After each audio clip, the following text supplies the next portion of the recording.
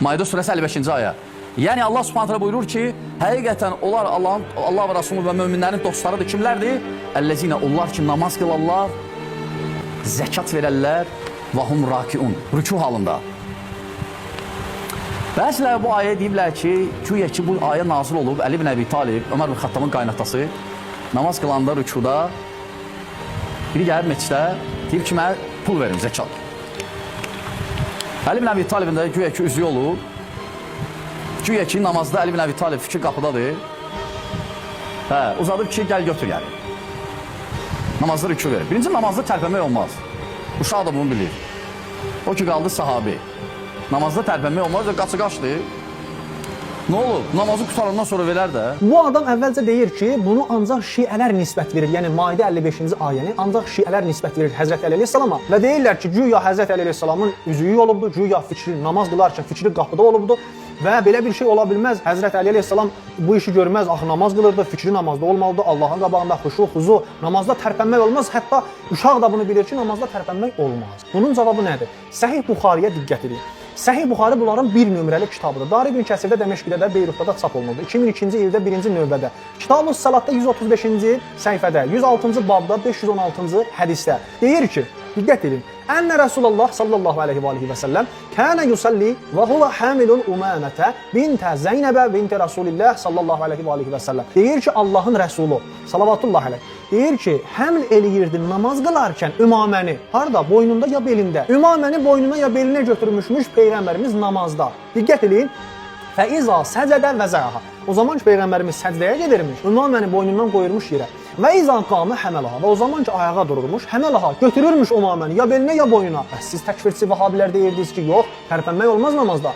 Peyğəmbər tərpənməkdən də o tərəfə keçib. Peyğəmbəri deyirsiniz ki, Peyğəmbər umaməni öz nəvəsini götürüb qoyurdu yerə, qaldırırdı boynuna. Bəs bu nədir? Cavabınız nədir buna? İkinci kitab Əl-Müstədrək Əl-Səhiheyn kitabı, Hakim Nişaburi sünnilərin ən böyük alimlərindən. Üçüncü cildində bu kitabın Kitab-ı Mərifəti Sahabə bölməsində 2 dənə hədis gətirib bu barədə. 4775-ci hədis və 4482-ci hədislər. Bu iki hədisdə, hər ikisi də hədis, səhih hədisdilər.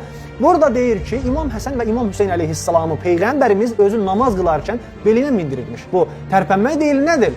Gələndə səcdəyə qoyurmuş yerə və duranda mindirirmiş belinə boynuna. Buna da cavab verin. Ondan əlavə, əzizlər, Müsnəd Əhməd ibn Həmbəldə 40-cı cildində 24027-ci hədisdə Səhih Sünən-i Tirmizi ki, Albani yazıbdır. 1-ci cildində 69-cu babında 601-ci hədisində. Hər iki hədisi də özdə həsən sayıblar, həsəndir sənədləri.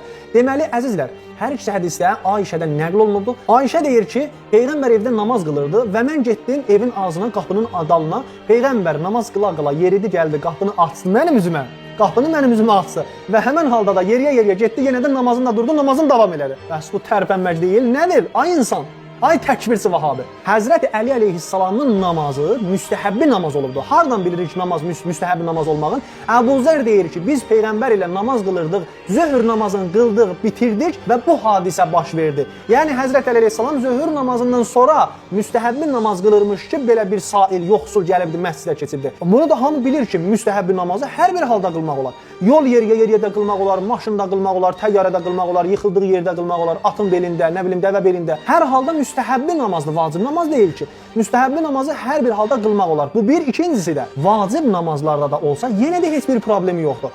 Nə cür?